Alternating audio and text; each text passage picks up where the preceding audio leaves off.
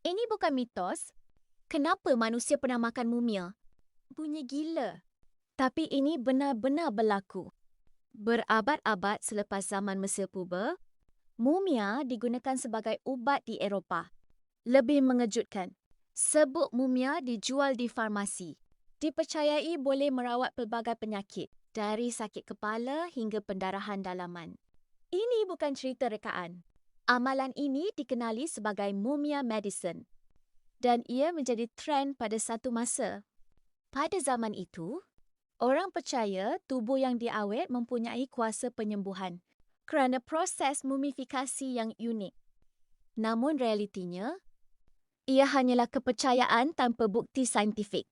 Dan yang paling pelik, permintaan tinggi menyebabkan banyak mumia dirosakkan hanya untuk dijadikan ubat. Ini menunjukkan satu perkara, kepercayaan boleh mendorong manusia melakukan perkara luar biasa. Walaupun kedengaran tidak masuk akal, soalan mudah, di mana amalan memakan mumia sebagai ubat ini popular? Komen jawapan anda.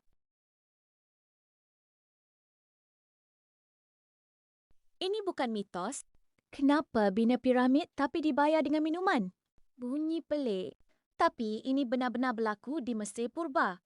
Pekerja yang membina piramid tidak semuanya hamba seperti yang kita sangka.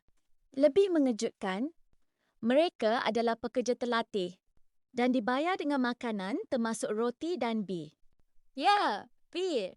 Minuman ini adalah sebahagian daripada diet harian mereka. Ini bukan sekadar untuk berseronok. Bir ketika itu lebih selamat diminum berbanding air kerana melalui proses penapaian. Pada zaman itu, air boleh tercemar dengan mudah, jadi bir menjadi sumber tenaga dan hidrasi. Dan yang paling pelik, jumlah bir yang diberi bergantung pada status pekerja. Semakin tinggi kedudukan, semakin banyak bahagian mereka. Ini menunjukkan satu perkara, sistem ekonomi sudah wujud dalam bentuk unik, walaupun tanpa wang moden. Soalan mudah, kenapa bir dianggap lebih selamat berbanding air ketika itu? Komen jawapan, follow untuk fakta menarik setiap hari. Ini bukan mitos. Kenapa kematian seekor kucing boleh buat satu rumah berkabung? Bunyi berlebihan, tapi ini realiti di Mesir Purba. Kucing dianggap haiwan suci, dikaitkan dengan Dewi Bastet. Lebih mengejutkan, apabila kucing peliharaan mati, seluruh ahli keluarga akan berkabung. Mereka mencukur kening sebagai tanda sedih. Ini bukan sekadar emosi. Ia adalah simbol kepercayaan dan penghormatan. Pada zaman itu, membunuh kucing adalah satu jenayah besar. Walaupun tidak sengaja, hukumannya boleh sampai mati. Dan yang paling pelik, kucing juga dimumiakan seperti manusia sebagai persediaan ke alam selepas mati. Ini menunjukkan satu perkara, haiwan boleh mempunyai status luar biasa dalam budaya manusia. Lebih tinggi dari yang kita bayangkan hari ini. Soalan mudah, apakah yang dicukur oleh keluarga sebagai tanda berkabung? Komen jawapan anda. Follow untuk fakta menarik setiap hari. Ini bukan mitos.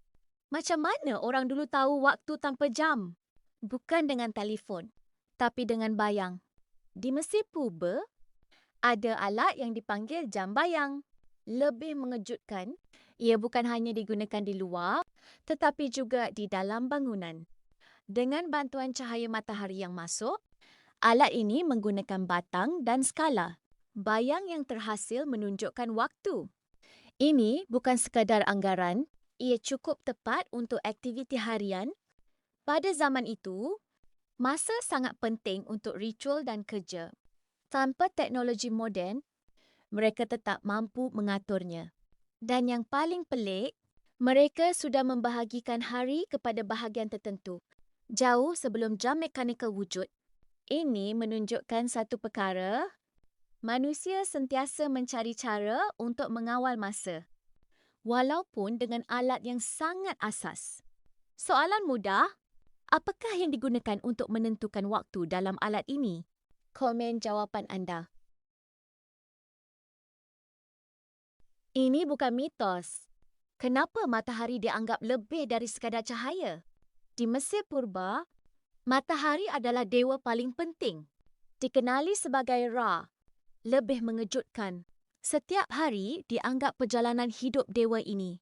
Pagi adalah kelahiran, tengah hari adalah kekuatan, dan malam adalah kematian. Namun cerita sebenar lebih pelik. Pada waktu malam, mereka percaya Ra mengembara dalam dunia bawah, menggunakan kapal suci, bertarung dengan makhluk gelap untuk memastikan matahari terbit semula esok. Jika Ra kalah, dunia akan kekal dalam kegelapan. Ini bukan sekadar kepercayaan biasa. Ia menentukan cara hidup mereka. Ritual dilakukan setiap hari untuk membantu Ra menang. Dan yang paling menarik, Firaun dianggap wakil Ra di bumi. Seolah-olah manusia boleh menjadi perantara Tuhan. Ini menunjukkan satu perkara. Alam semula jadi boleh menjadi pusat kepercayaan manusia sehingga mempengaruhi seluruh tamadun. Soalan mudah. Apakah nama Dewa Matahari dalam Mesir Purba? Komen jawapan anda.